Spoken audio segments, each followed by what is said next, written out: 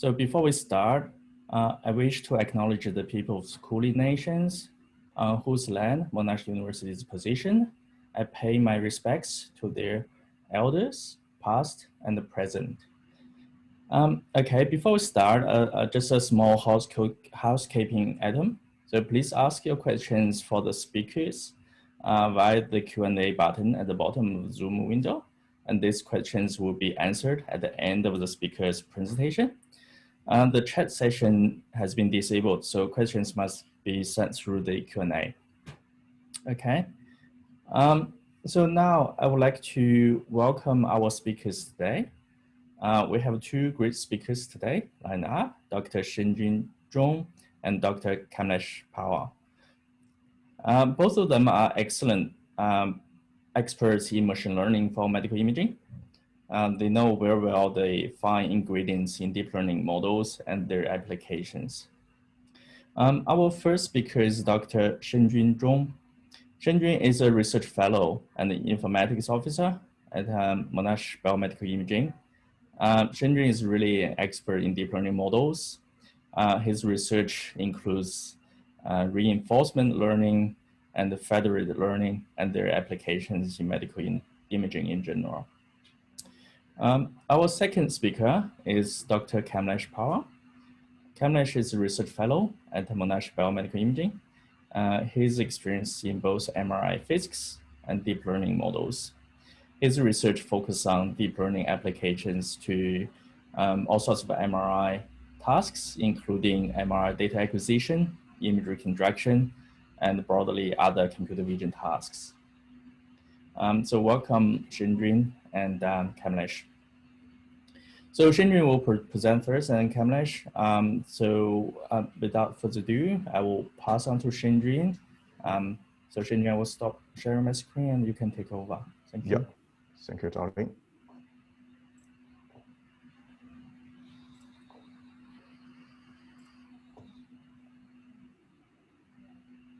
So, okay, can you guys see my screen?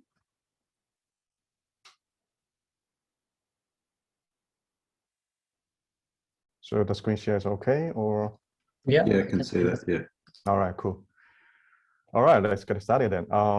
So hello everyone. So I'm Shenjun. So working at Monash Biomedical Imaging. So today's presentation is mainly based on the work we presented in the last year's ISMIM conference and also some ongoing results. So as indicated by the title of the talk, so the purpose of the work is to quantitatively analyze streamlines generated by tractography algorithms.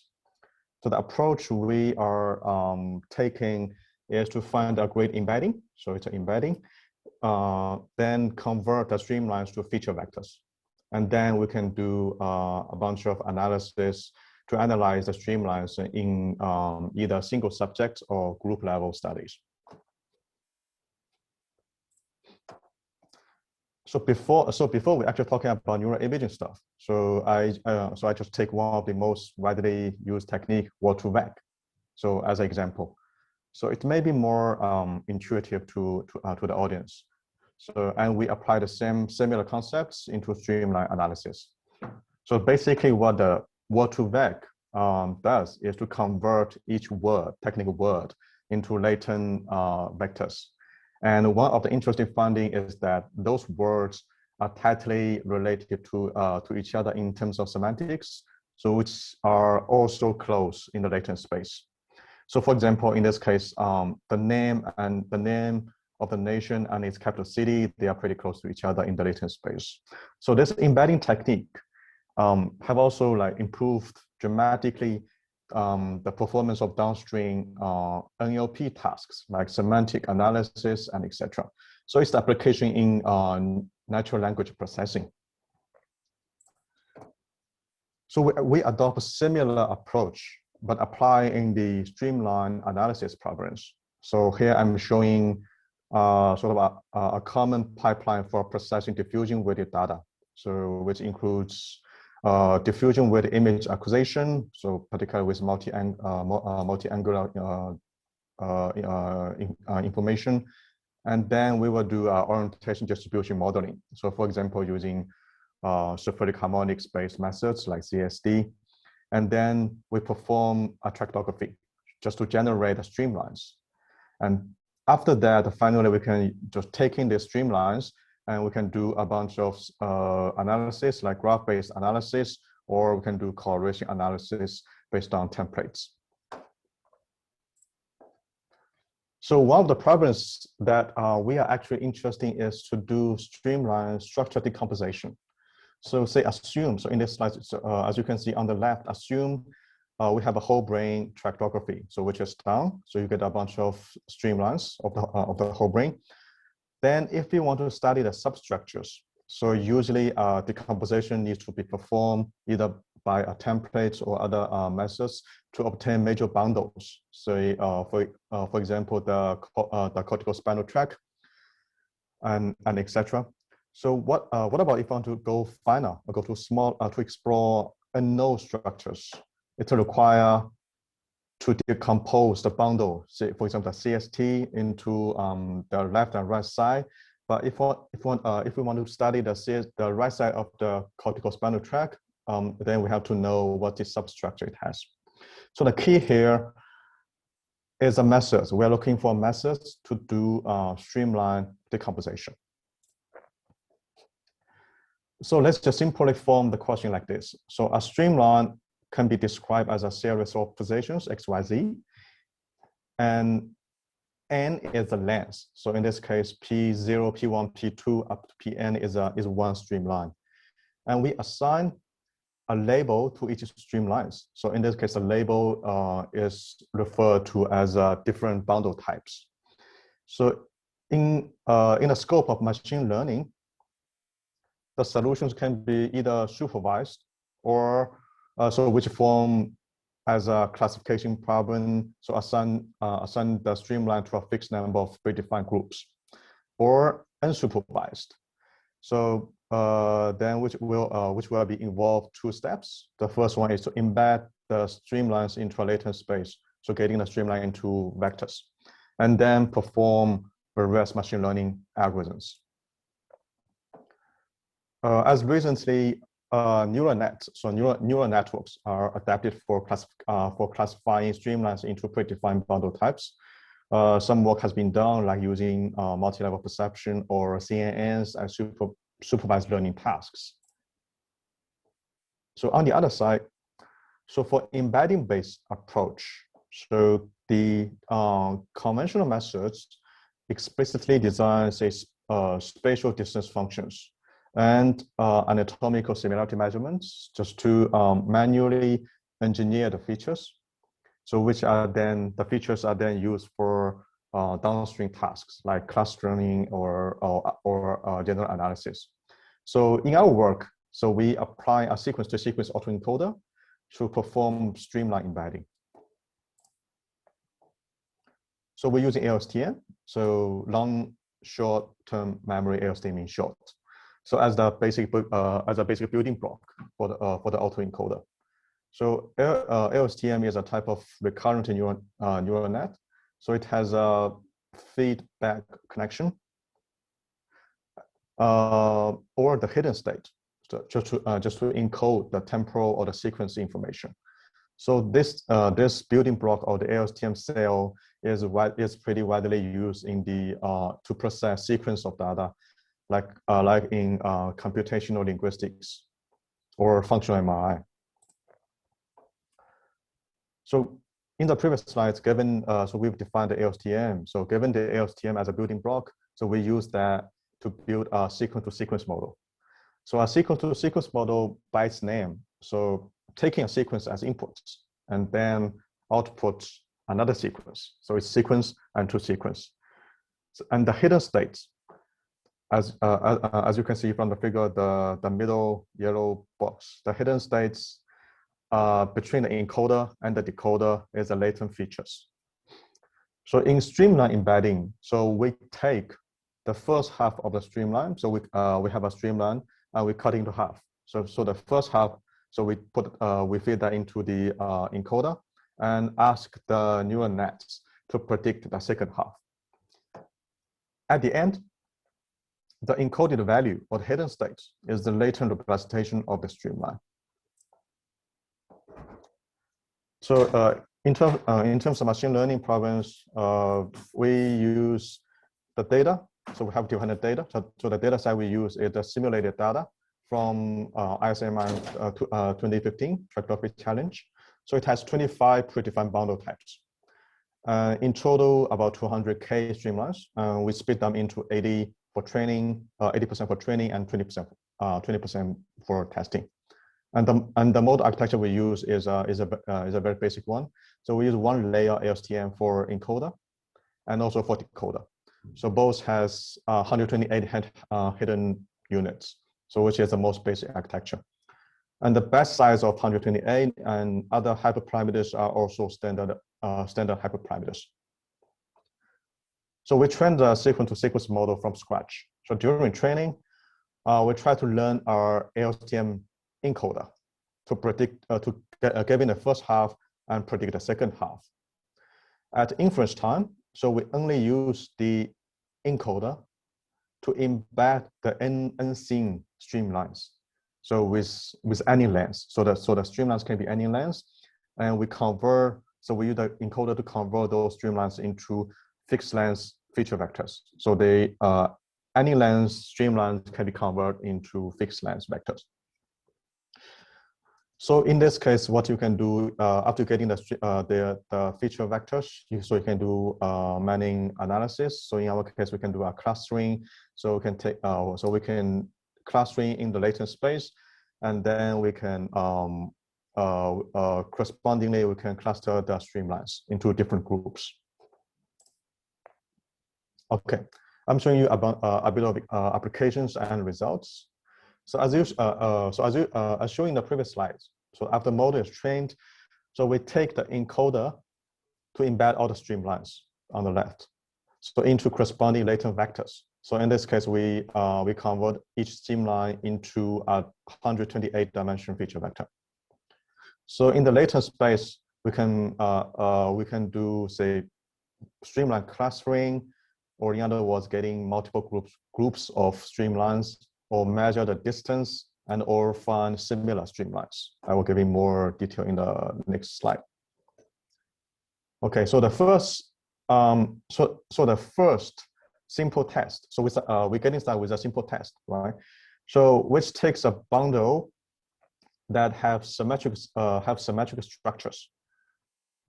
So all you can see from this figure, it has like left and right structures.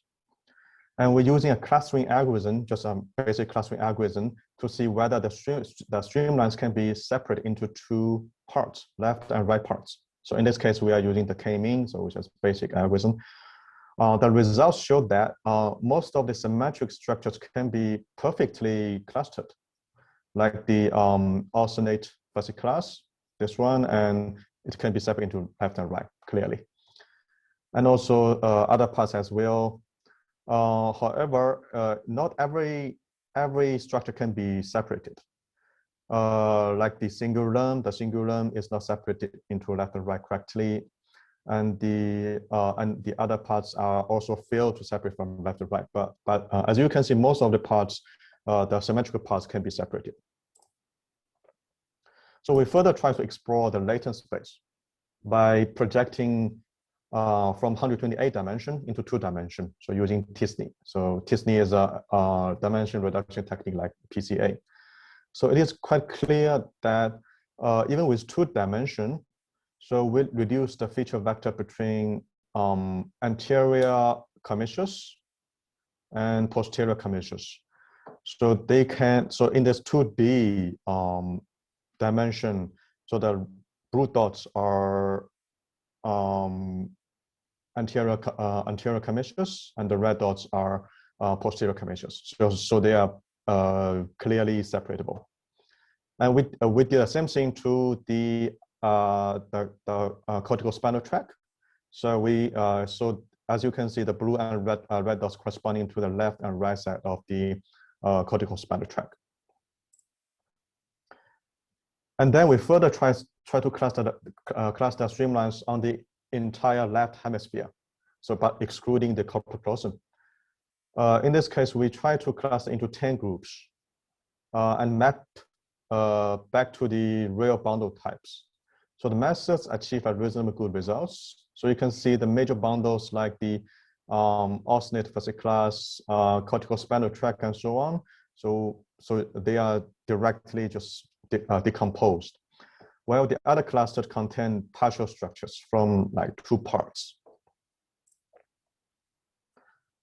And similarly, so we did a dimension reduction visualization for these 10 groups. And surprisingly, you can see the streamlines of the same bundle type are close to each other in this 2D dimension space and separate from others. Okay, so for group level analysis, so you may be interested in Boundarywise analysis because up to here we talk about streamline, so each streamline embedding, but now we can define our bundle embedding just by taking the average of the streamline embeddings. So for in this case we have 25 bundle embedding or bundle vectors, and then we can measure the distance between different bundle types and simply measure the Boundarywise distance. So from this distance matrix, so you can see the common distance pattern across major bundle types, especially for the left and right side of the bundle. They are close to each other because they are more similar. We can also do a search. What I mean by search is search by distance. Say, so on the right corner, so we given a single streamline here. So it's a single streamline. It is randomly sampled from the right cortical spinal tract. So we can measure the distance to all the streamline bundles. So in the previous slide, we're getting this bundle embedding for each bundle type, which have 25 vectors. Then we compare this streamline embedding to all the 25 bundle embeddings. Then we can measure the distance to all the bundle types and sort it by distance. So as you can see, this sample streamlines came from the right side of cortical spinal tract, and the results show that it's the distance to the cortical spinal tract, the right side is the closest. So we're using the same streamline from the previous slide and try to curate the similar streamlines by setting different distance threshold in the latent space. So as you can see, a smaller number means the distance is smaller. So the distance threshold is smaller. Will give you a very fine results. So the streamline is very similar to the seed streamline. If the threshold getting larger, it will having the whole structure or getting more structural information. And also, as I mentioned in the beginning, what about if you want to study the substructures? Yes, we can use the same approach to do a hierarchical clustering and decide a set of streamlines to a smaller structures. As an example, so we took the streamlines belongs to corpus callosum, and we first cluster this corpus callosum into two groups on level 1. And for each part, we further cluster the substructures. In this case, we end up with 8 smaller structures at the bottom, level 3. And it seems to, in this case, it seems to decide along the anterior and posterior direction. So, and one of the findings, actually, we expected that to happen but it's probably not clearly visible from these screenshots. So on level 3, the substructure 1 and 2, so they are clustered from the level 2 structure, right? If we look close into the substructure number 2, so the streamlines is actually false connections. It goes from left to right and come back to left. So it's not existing. So it's a false connection. So as we expected, so the embedding approach can perform operations similar to some sort of denoising. So which is also one of the things that we are validating at the moment. Okay, so to conclude, in this work, so we introduce a neural network-based approach to embedding streamlines into fixed length latent vectors. And we believe that high-quality streamline embedding can enable more options for downstream quantitative analysis, like the algorithm wall-to-vec we introduced before. And also, we show some of applications in our pilot study, such as clustering. So you can do hierarchical clustering to a very fine structure. And also, we can do streamline analysis, but based on the distance measurements, like Euclidean distance measurements.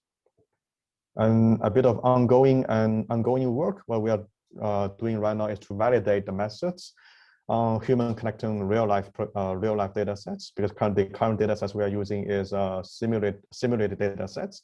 We're trying to see whether it's still working on the human connecting projects. And also we are trying to study whether we can do a transfer learning or directed transfer learning without further training that can be directly applied to other data sets. Cool. Yeah, I want to thank my team members from Monash Biomedical Imaging, the Massive Cluster, SCIO, and the global PyTorch community as well. Yeah, that's it. That's it from me. And thanks everyone. So we can talk about more questions or discussion in the Q&A session.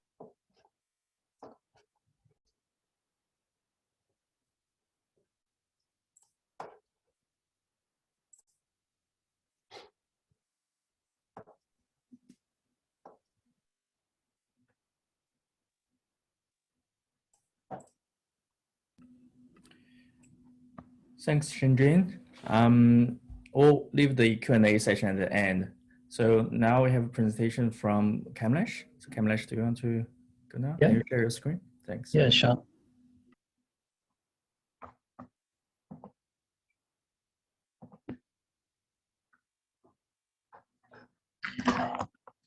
Thanks, Shaolin. Thanks, Shenjun. So today I'm going to talk about some of the work that we are doing here at MBI for correcting various kinds of artifact in MR images, as well as reducing the scan time to increase the throughput of MRI machine itself. So just to start off, putting a landscape of AI in medical imaging. So AI in medical imaging is basically playing a vital role at different stages of the imaging process.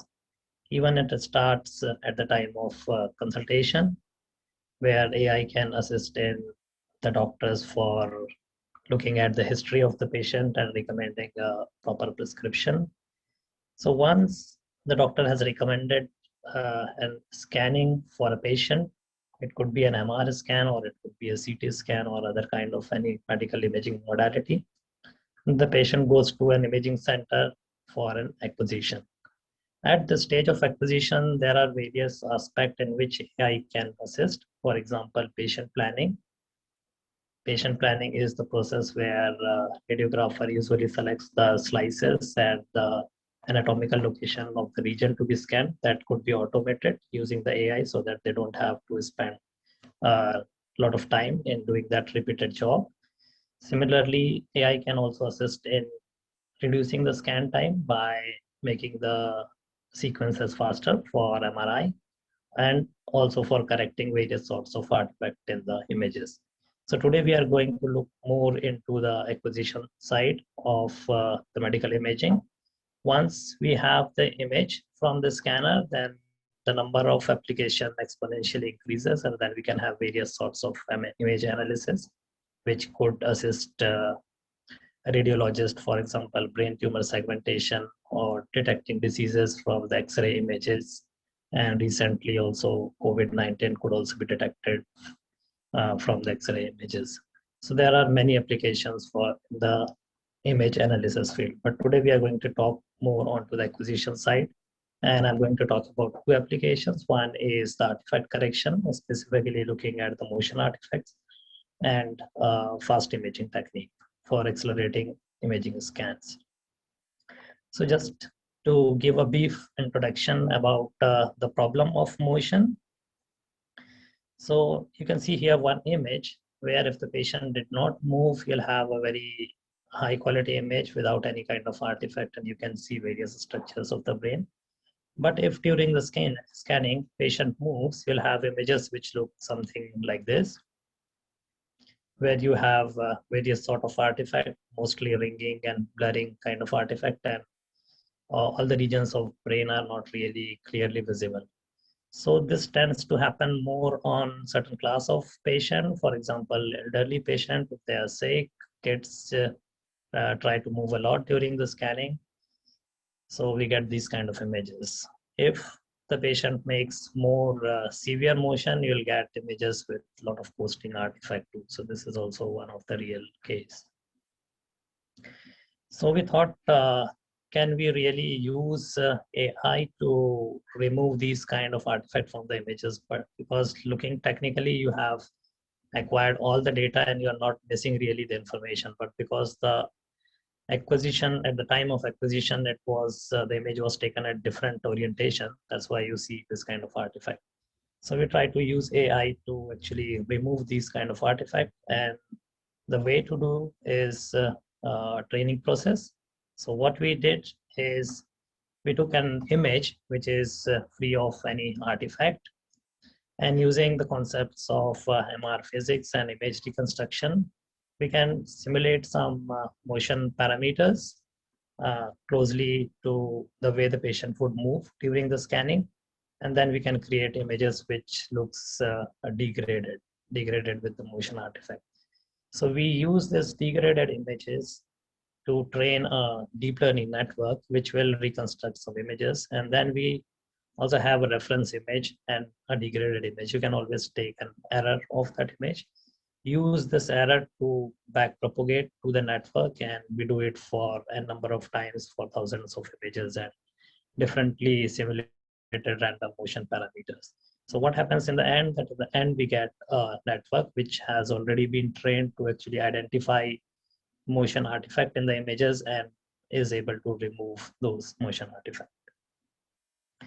So going deeper into the deep learning network, the specific network that we have used is called Inception ResNet. And this network has a special property of multi-scale resolution. That means it can look at a different receptive field from the in the images. So interested people can look at this published paper here, NMR in biomedicine, regarding the network. But once we have this trained network, how would we use it? So this is the process of how we can use it. You have a patient inside the scanner, you acquire the data, reconstruct images, and then you see that, okay, the image is corrupted with the motion artifact.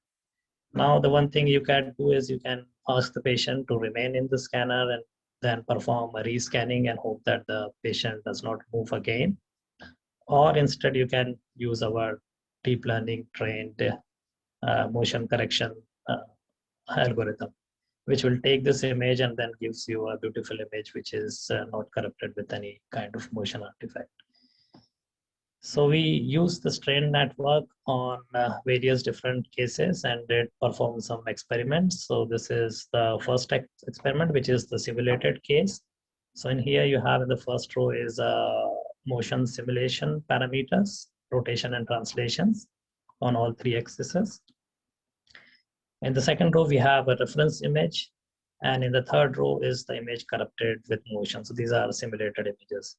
And when we put the simulated images to our deep learning trained network, we get pretty looking images which are not corrupted with motion. So you can see a bit of ringing here, everything is removed.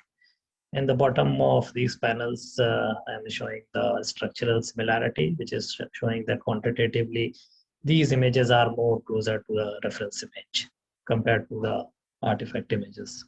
So this was a simulated case. We also performed some volunteer study where the volunteers were scanned 2 times, one where they did not move. So this is the first row where the patient did not move. If the patient moves during the scanning, we get artifact in the images. You can see substantial ringing and blurring in here. And after putting through these images, processing these images through our deep learning trained network, we are able to get pretty looking images. So this was the volunteer scan. Then we also thought what would be the use case for it in the clinical practice. So we did another study in collaboration with the Alfred Hospital, where we have really looked at the clinical usability of the motion correction technique. So this was our setup where we picked images from the hospital server, put it to our high performance computing, did the motion correction and put back the images to the hospital. And then the two of the radiologists were asked to really report the image qualities in terms of visual grading scale. What is a visual grading scale is this. We use a 5-point visual grading scale where 1 is the excellent image quality and 5 is poor image quality, and the image must be repeated. So this is quite a comprehensive figure. I would just talk through some of the key points from this. So if you look at this first figure, here you have average visual grading scores. So here lower is better. So if you see after motion correction, which is the orange region, all the brain regions were consistently improved. So we evaluated around 9 regions of the brain. Another point to note is that the smaller regions such as hippocampus and fornix were improved much as compared to larger regions such as ventricles. And one of the fact here is that smaller regions are also more corrupted with the motion artifact because they are very tiny. Even a little motion can substantially blur those regions compared to larger regions like ventricle. Coming to this second figure, so this diagonal element is basically showing us the percentage of scans which were neither degraded nor improved by the algorithm, so which was around 39.5%. But if you look closely, that 28.6% were already at the maximum possible quality. So effectively 10.9% of the scan of the regions were the regions which were remained unchanged due to the motion correction. The lower diagonal represents the percentage of regions which were improved, which is around close to 60%, and there was some degradation, which is around 0.8%. So we did some more analysis on the visual grading scale and then found that 13.6% of the scans could be avoided and 60% can be improved. So this was the clinical validation, some quantitative results, and these are some of the representative images. For example, in here you can see an image with pathology with some motion artifact in here, which is completely removed. Similarly, here you have removed motion artifact. Particularly in this image also you can see a lot of, it's very difficult to see contrast between gray and white matter, but here it's substantially improved. And the same case for the image too. Now coming back to the second application, which is accelerated imaging, where we try to reduce the scan time. So there are a lot of implications because of the long scanning time. Some of the implications include the patient have to wait longer for the appointment, which may lead to a compromised patient care. Also, low throughput also has some financial burden on the imaging centers. So what is the solution? Solution is basically to acquire reduced amount of data and then try to reconstruct images from the reduced data set. So this is what a typical accelerated imaging scenario looks like. So you have a patient inside the scanner and then you collect undersampled data. Thereby you actually reduce the scan time and then try to reconstruct the images from that. So if you try to reconstruct from the undersampled data, you get artifact in the images, which are called undersampling artifact, which looks something similar to the image shown here. Now there are various methods, even in the deep learning, which can be used to improve image quality and reconstruct images without any sampling artifact. Broadly, they are classified as image to image network, where you take this image and try to improve the quality of image. Another way is you don't look at the image, but you just use the case-based data and try to interpolate the missing data within the raw acquired data. The third method is you just completely bypass this reconstruction method and use the acquired data to reconstruct images. So there are various ways in which we can actually improve the image quality. But one of the common feature of all these networks are they are all regression networks. Regression means all these pixel values are represented as a floating point number, and all these networks are trying to actually regress to that particular right exact pixel value. But if you look contrary to how really the image is used in the end, you will see that the final image in MR is basically quantized or digitized for the storage purpose in the DICOM format.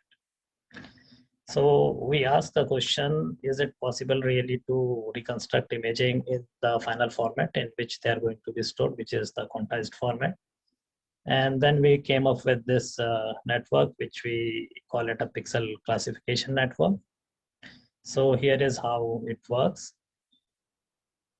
So for the conventional methods, what you will have an image with undersampling artifact, and you put it to a network, which is a regression network, and then you reconstruct the images, which look something like this. And in order to train that network, you have to use some sort of an image loss, which is mean absolute loss or mean squared loss. But if we quantize this final image to, let's say, n bits, so here we are quantizing it to 8 bits, you will have 256 different values that a pixel can assume.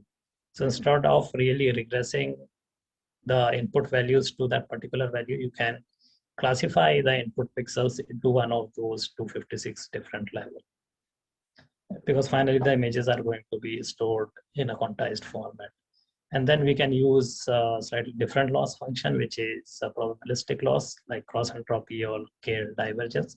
So this was the main difference of our network, that we use a classification framework to really classify each pixel in this input image to one of the 256 or 2 raised to the power n different possible combinations. So this is the network that we have used. So I would not go into detail in this network. We can look at this published paper in here. Going to some of the results. So this is one of the results. Here you can see this is a reference image, and this ZF is a zero-fold image, which is the default image that you will get from the scanner if you don't do any kind of deep learning or any reconstruction. This is another comparable method, which is a compressed sensing.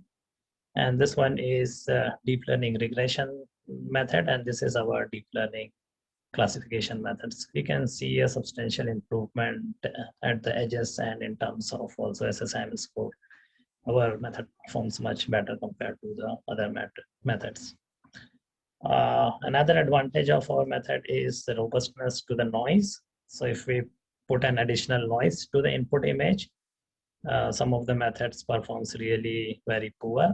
But if you look at the classification method, it is able to see through the noise and able to reconstruct high quality images, even in the presence of noise. So this was the one of the work for the classification framework. Now there is also one question about all of the deep learning method, which is uncertainty in the reconstruction. So to give more intuition into it, if you look at all the deep learning methods, they are built on large amount of data. So they are actually trying to map your corrupted image, either motion corrupted image or an undersampled image with an undersampling artifact, and trying to map it to a clean image. But what would happen if you have an image, new image, which is not from your training data, whose data distribution is completely different, which is less likely, but still that's possible. So in that case, we need some sort of a tool to actually determine the reliability of the reconstruction. So we have extended our work on pixel classification to actually get a tool which can give you an estimate of error in the images. So this is our just recent work. I will explain how it really works. So this is our pixel classification method. You have an input image and then you have an output. But the difference in our network that we don't really predict the image itself, but we predict the probability for each pixel. So output will be n cross 256, where 256 are the intensity levels of the pixel, possible intensity levels of the pixel. If you plot this as a two-dimensional plot, you will see something like this. So here you can actually generate something called uncertainty maps, because where the network is very confident, it will have a higher probability and squeezed kind of Gaussian distribution. And here you will have a broader Gaussian curve. So what we do, we take this probability distribution, estimate it and fit it to a Gaussian probability distribution, and then use the standard deviation of that Gaussian fitted curve to generate these uncertainty maps. So one result of this one is here. You have your input image, and this is the reconstructed image, and these are basically the probability distribution at different pixels. So you can see here at the tumor, you have quite a broad distribution. At this flat region, you have a highly confident prediction, where you have quite a squeezed prediction, which is that the uncertainty is quite low in here. Here the uncertainty is high. Here the uncertainty is moderate. So by using these width of the Gaussian fitted curves, you can basically generate an uncertainty map. So this is an uncertainty map for this particular image. But in this case, because this is a simulated case, we also have a reference image. If you subtract your reference image with the reconstructed image, you will get something called error map. So this is the real error in the image. And if you see from the visual inspection, you can see that these looks quite similar. So one of the use of this uncertainty maps is really to assess the risk of error in the prediction, and then you can use this uncertainty maps to really get a proxy for the error in the images. So this is our recent work, recently accepted as an oral presentation at coming ISMRN. So in summary, some take-home messages, I would say that we have shown that the AI motion correction technique can reduce the repeated scans and can also improve the image quality of the scans degraded with the motion artifact. Our deep learning classification method can directly reconstruct the images into its final form, and also with the improved image quality. And the extension of the pixel classification method can lead to enabling of risk assessment in the reconstructed images. So in the end, I would like to acknowledge all my co-authors and all staff at MBI for support in all the research activities, and our collaborators. Thank you. Thank you, Kamlesh, and thank you, Shenjun, for the excellent presentations. So the session is open for Q&A. If you have any questions, just type in the Q&A box at the bottom of the Zoom. So we currently have 2 questions. I think both are assigned to you, Kamlesh. So the first one is from William. The question is, how do you ensure that the network does not fabricate non-existent or potentially misleading details?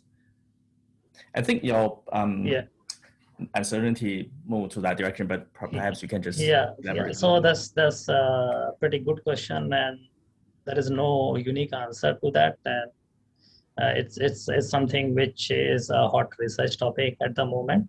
This is why we have extending our network really to predict uncertainties so that it doesn't really fabricate. But to answer your question, that is also a well-studied field, which is called hallucinations. So you could sometimes have some of the features which are misleading, but you have to make sure that you are not really pushing the network too hard. If you do a moderate kind of acceleration, then you are less likely to get any kind of hallucination. So it's all based on the information content that you have in the input image. If there is a sufficient information in the input image, then you are less likely to get hallucination. But if you push the network too hard and try to reconstruct, let's say, text under sampling, then you'll have those sort of problems. But yeah. Okay, thanks, Kamlesh. Second question is also for you, Kamlesh, from Ann Carstens. Can this reconstruction and corrections also be applied to joints? I'm assuming we're talking about different anatomy with joints in the body. Yeah, definitely. This can be applied to the accelerated imaging is definitely can be applied to joints. For the motion correction, the main novelty here is how do you really simulate the motion which is as close to as what the patient would likely to make in the scanner. So for the joints, it's not really a rigid body motion. For example, if you have you and me, then it would be a non-rigid motion where you have this kind of flex motion. So if we can really simulate that motion and use the concepts of MR physics to really generate those kind of motion artifact, it could be applied to the joints as well for the motion correction. Okay, great, excellent. Thanks, Kamlesh. If you have further questions, just type in the Q&A box over there. I have a question for you, Shenjun. I find the network embedding technique is really useful, which enables you to quantify many metrics of the diffusion bundles, tractographies. So can you perhaps elaborate a little bit on the potential clinical applications of those, your technique? All right, so as I show in the results section, so I was showing some pretty pictures. So I guess in clinically, and also research, if someone wants to say to study a substructure, a very small structure, subtle structure within a major bundle, say cortical spinal tract or corporal crossing, so you can use this technique to getting a smaller structure and to see where some issue really happen within corporal crossing, but it's in it's a small region within corporal crossing. So that could be potentially used for, say, clinic diagnose or even in research. So because I was mentioning about the bundle embedding, so which for each bundle, say corporal crossing or cortical spinal tract, it has it can be present as a 128 dimension feature as well. So in this case of one subject, or then it will enable you to do a group level analysis. So each subject has a 25 vectors which corresponding to 25 bundles of a subject. Then you can do a group level comparison or summary or analysis. So that's some of the things, some of the visions we are trying to pursue. Thanks, Shenjun. Gary. Question, Shaolin. I can't type into the Q&A questions for some reason, so I'll just ask it. Sure. To Kamlesh. I'm curious and very interested to consider the relationship between those uncertainty estimates with the pixel classification technique compared to the actual error image that you get. And they looked pretty similar, but there were probably some differences. And then perhaps a bit more generally is, in terms of the application of AI methods in medical imaging, artifact removal, etc. I mean, this approach of uncertainty estimation is going to be really important, but you also need to know that the uncertainty estimation is, validated. And so the simulated data you've mentioned is a great way to do that. I guess that, generally speaking, can you conceive of scenarios where the uncertainty estimation is likely to fail? Like, do you have any feel for that at this point in time? Or do you see that uncertainty, particularly with the pixel classification approach, is going to be a really robust way to give information to people using AI tools? Yeah, so that's a really good question, and there are a couple of things still we need to find out. But I think it's going to be quite robust. But because you see what we are really doing is we are predicting the probabilities. So at the places where the network is really confused, or if it has seen something which is very different from the training data, it wouldn't be able to really estimate it. So instead of giving you just a wrong value, it will just broaden the probability distribution. And that way, that gives you a bit of reliability that there is some problem at that particular location. But contrary to the regression networks, if you don't have that thing, it will just predict some wrong value and you would have no idea of really what the wrong value is. So I believe at the moment that is going to be quite robust, but it still need to be validated in different scenarios and also in clinical applications.